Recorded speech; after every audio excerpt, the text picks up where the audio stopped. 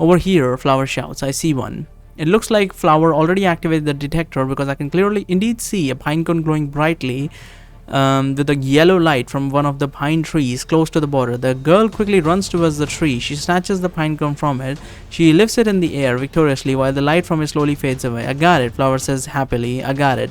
Mere moments after making her declaration, a large column of yellow light appears out of nowhere behind Flower. Once it disappears, we see that the golden fox was now standing in its place.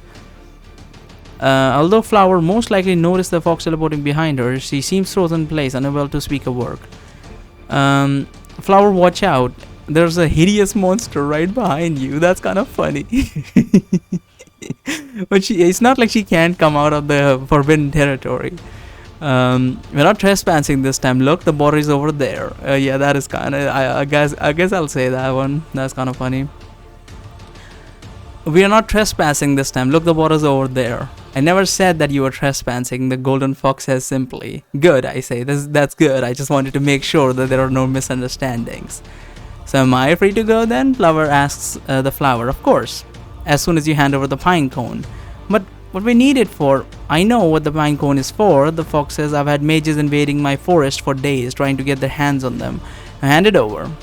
Couldn't we make a deal or something? Flower says. All we want is one pine cone. A deal, you say, says Elea the golden fox. Yeah, Flower answers us. Is there something you'd like in exchange for it? Now take a good look at you all. I see that you have gotten quite a bit stronger since I last seen you, Elea says. Maybe there is something you can do for me in exchange for the pine cone. Sure thing, Flower says. Just name your price. You may already know this. The fox says that there will be a diplomatic meeting in Glamir soon concerning the upcoming war against Tyrat's forces, and my second in command, Leo, was supposed to attend it. However, due to the constant trespassing of my territory by mages, who have been looking for pine cones in the past few days, I have been unable to spare any of my strong warriors to accompany him to his destination. Can you just monitor all the borders by yourself and teleport there whenever there's trouble like you did now? Flower says, confused.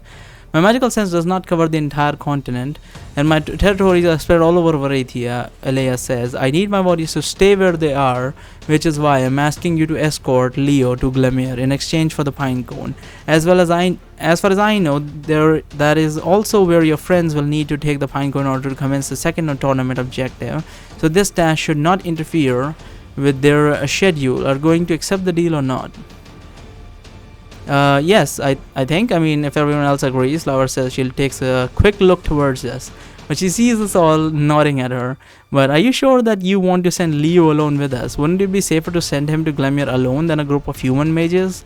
Flower, Elea says, during the 20 years since I've met you, you have done nothing but help the animals in my care, without ever expecting anything in return. And as much as I hate to admit it, in the end you were right about Eluna. She has proven to be a trustworthy ally over the years. I'm also verified that she was indeed telling the truth about Araka being the one who instigated the tragic incident of the so-called Sacred Woods massacre.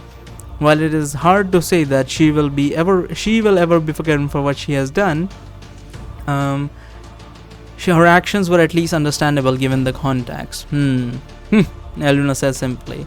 Therefore, the fox continues, if you give me your word that you will do your best to safely escort Leo to Glamir, that will be enough reassurance for me.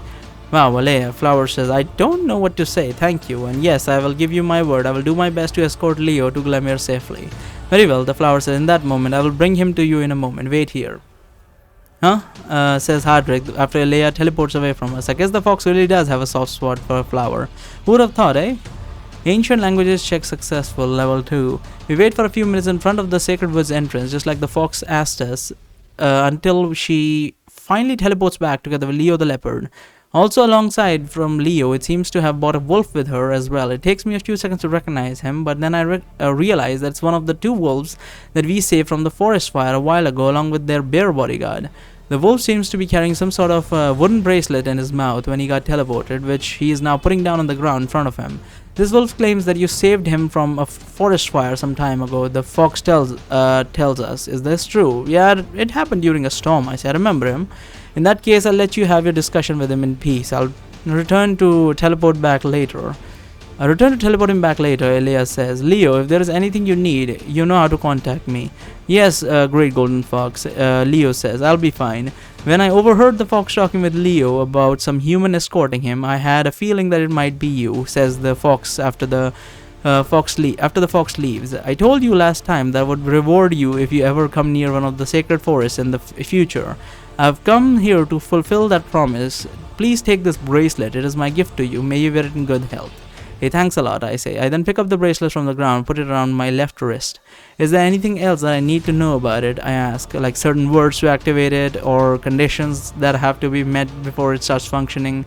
This type of artifact does not have an equivalent to in your human world, so it is a little hard for me to explain to you the whole cells, but it will work much better if you don't know exactly what it does. You can think of it as a good luck charm of sorts. It is meant to help you when facing a foe that has an overwhelming amount of power compared to you. However, it will only activate once, so you should not rely on it after its one use has been exhausted. That sounds very interesting, I tell him. I'll make sure to wear this at all times then. Thanks again, it was a pleasure to meet you once more. The pleasure was all mine, human, the wolf says. Safe travels to you and your friends. Shall we proceed then? Diane asks her. Indeed, the leopard says. I trust that you know how to get to Glamir from here, of course. Diane says, the easiest way is to find the main road and just follow the signs. It's one of the most visited cities in Variety after all. Yes, that is the path I usually take as well. The quickest way to the main road is this direction. Let's go. I'm really sorry for putting you in this situation, Leo. Flower says, I know how much you hate humans. There is no need for you to apologize, Leo says. The fox was the one who suggested that I should travel with this group, not you. And as far as my animosity towards humans go, that mostly extend to the city dwellers of Arathia and their kin, not to you or your friends, so don't need to worry about that. Oh, that makes me feel a little better, Flower says. In that case, welcome aboard, Leo. Thank you for having me, Leo responds. I can't believe we finally got the pine cone, Hardrick says in disbelief. We're ignoring the leopard. Are we actually on our way to completing a tournament objective after all this time? Not that it really matters anymore, but yes, I suppose we are, Darren says. I wonder if we'll be the first one to arrive to Glamir with a pine cone, Hardrick says. Can you stop saying over and over that we are carrying the glowing pine cone with us, Luna says. The last thing we want is to make ourselves into even bigger targets than we already are. Right, of course. Hardrick said in a sarcastic tone. That would only lead to unnecessary fights. Who would ever want that? We all leave the sacred woods behind and we begin heading towards the main road just like we agreed. Once we get there, we immediately spot a sign that shows us the direction towards Glamir. So we keep following the road while checking the wooden signs every once in a while to make sure that we didn't take a wrong turn at the crossroad somewhere. I would have expected to meet some civilians on our way, but this area seems to be mostly deserted. Likely due to its relatively close proximity to one of the sacred forests. As we continue to travel together, Flower, Kate and I try to include the leopard in our group's conversations as much as we can, but Hardrick and Darren seems to be doing their best to mostly ignore him. It's not like I don't get why they wouldn't want to be friends with someone who used to be a jailer not so long ago, but if I were to judge things fairly, the leopard did offer us a way to earn our freedom and the fox wanted to have us executed, so in my opinion, he at least deserves the benefit of the doubt, eh? Maybe they'll warm up to him after some more time has passed. Just as we were starting to relax, we see Aiden standing in the middle of the road in front of us with his eyes closed and the same polite smile on his face as always. I wonder what he wants now. Good day, my friends, Aiden says once we come closer to him. I see that you're adding a new member to your group. How are things going, Leo? It's been a while, hasn't it? Yes, it's been a while, Leo says, looking very uncomfortable. Oh, and you've got a glowing pine cone with you as well, Aiden tells us. Magnificent work. I'm sure that the tournament organizers will be proud. Is there any particular reason why you're choosing to visit at this time?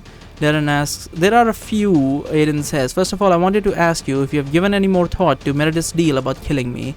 It's been more than 2 days since then, and so I was thinking that this topic of conversation may have come up once or twice, no?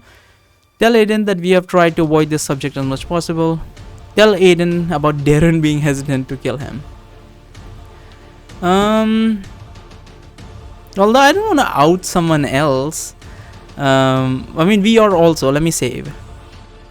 I'm gonna say the Aiden about Darren being hesitant to kill him, but if it's like, oh, Darren is hesitant to kill you. But if it's like, oh, both Darren and I are, then I will go with this one. Actually, I did have a discussion with Darren about this last night, I say. He said that recent events made him change his mind about you and that he thinks you haven't lost all your humanity yet, so he would now be hesitant to kill you. Is that so? Aiden says in a thoughtful voice as he turns to look at Darren with his eyes still closed. Was there anything else you wanted to ask us? Or Darren tells Aiden, seeing that he is not saying anything anymore. Yes, Aiden says. As a matter of fact, there was something else.